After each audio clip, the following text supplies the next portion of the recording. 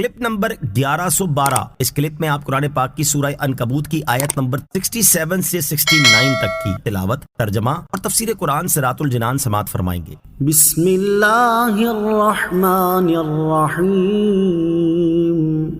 ترجمہ، اللہ کے نام سے شروع جو نہایت مہربان رحمت والا ہے۔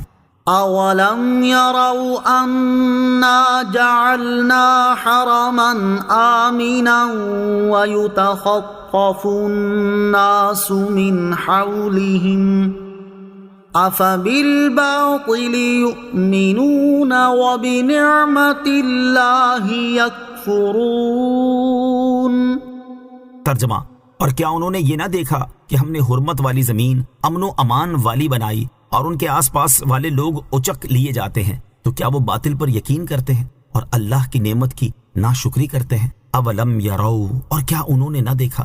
ارشاد فرمایا کہ کیا مکے والوں نے یہ نہ دیکھا کہ ہم نے ان کے شہر مکہ مکرمہ کی حرمت والی زمین ان کے لیے امن و امان والی بنائی کہ اس سرزمین میں رہنے والے امن و امان سے رہتے ہیں، جبکہ ان کے آس پاس کے لوگ قتل بھی کیے جاتے اور گرفتار بھی ہو جاتے ہیں۔ اس امن و سکون کی نعمت پر تو انہیں اللہ کا شکر ادا کرنا چاہیے، لیکن ان کی حالت یہ ہے کہ بتوں پر یقین رکھتے ہیں اور نبی کریم صلی اللہ تعالی علیہ وسلم سے اور اسلام سے کفر کر کے اللہ تعالیٰ کی دی ہوئی نعمت کی ناشکری کرتے ہیں۔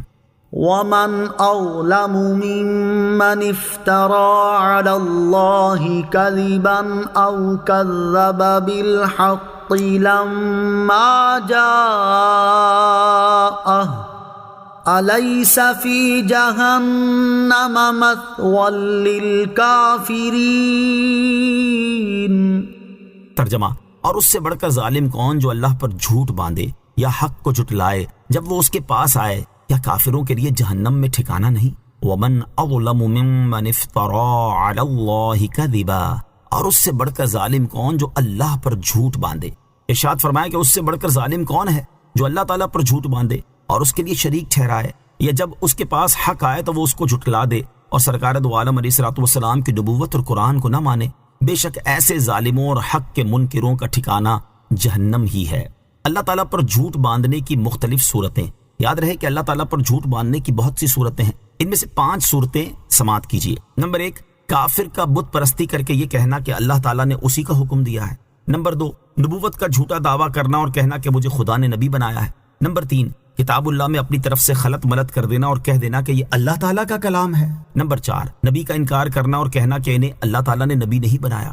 نمبر 5، جھوٹا مسئلہ بیان کر کے کہنا کہ اللہ تعالیٰ کا حکم ہے وغیرہ وغیرہ، سب اللہ پر جھوٹ باندھنا ہے۔ اس سے معلوم ہوا کہ ہر جھوٹ برا ہے، لیکن اگر جھوٹ کی نسبت کسی بڑی ہستی کی طرف کی جائے تو بڑا گناہ ہے۔ لہٰذا جھوٹی حدیث گھڑ کر یہ کہہ دینا کہ حضور پرنور صلی اللہ تعالی علیہ وسلم نے فرمایا، سخت جرم ہے۔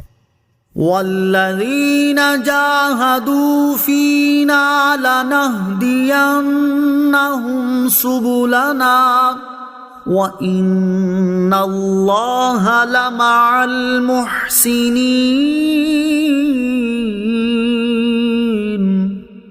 ترجمہ، اور جنہوں نے ہماری راہ میں کوشش کی ضرور ہم انہیں اپنے راستے دکھا دیں گے، اور بے شک اللہ نیکوں کے ساتھ ہے۔